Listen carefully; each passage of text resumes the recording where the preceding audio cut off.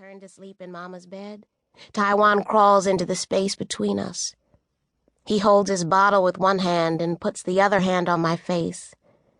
Taiwan's little fingers touch my short, curly eyelashes and my short, hard hair. He tugs at my ears and presses my nose like it's some kind of button.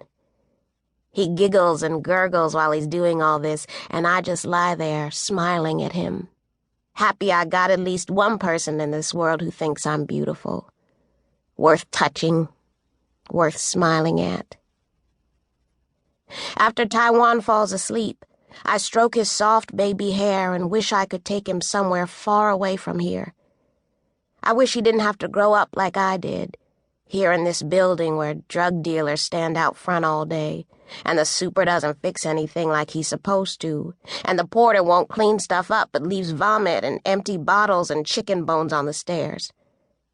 I wish Taiwan could grow up in a house, on a block where there are big trees on both sides of the street and flower boxes in all the windows. A block where people pick up after their dogs instead of leaving piles of dog shit all over the place. A block where people go to sleep at night instead of blasting music from the open windows of their apartments or cars. A block where people get up in the morning and go to work, and they do stuff that's legal, and they go to church on Sunday and have block parties in the summer where nobody gets shot. I think all this while Taiwan sleeps in between Mama and me. Toshi and I take turns sleeping in Mama's bed. Rico says he prefers sleeping on the couch, and Mama says that's better because Rico's a boy, and he kicks too much anyway. When I'm not sleeping in Mama's bed, I have to sleep on the floor. We got an old cot mattress that smells funky and feels all lumpy. I hate sleeping on that mattress because it's too short for my body, so I have to curl up in a ball.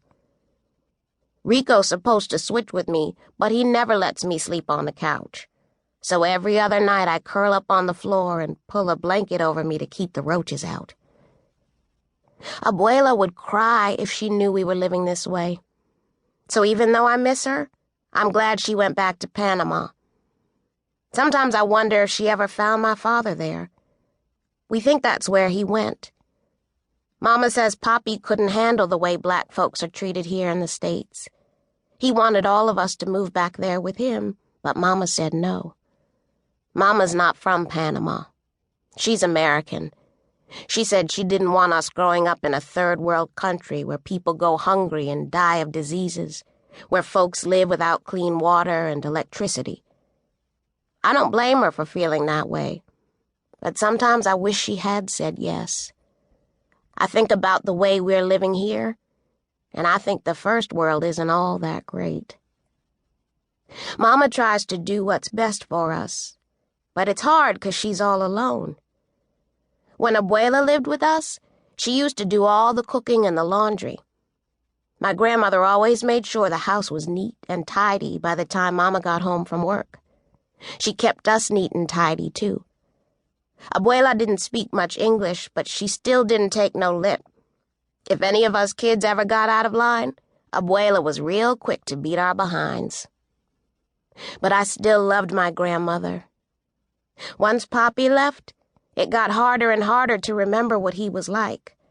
But Abuela would often talk about my father, what he was like as a boy growing up in Panama. Sometimes Abuela would slip into Spanish, and I couldn't always understand everything she said. I speak a little Spanish, but not much. Just what I learned at school. Mama always told us we were black, not Hispanic. She says in America, it doesn't matter where you're from or what language you speak. Black is black, and you might as well get used to it. And if you are black, then you better speak English, 'cause that's what white folks speak. I think that was one of the things Mama and Papi used to fight about. They were happy for a long time, but then Papi lost his job and Mama had to work double shifts at the hospital to make ends meet. Toshi, Rico, and me were just kids back then, but I can still remember a lot of what went down. Each morning Papi would go out looking for a job, and each night he'd come home looking more and more frustrated. He'd talk about all the things he hated about America, and he'd get angrier and angrier, and his voice would get louder and louder. Mama would tell my father that he was just one man, and one man can't change an entire country.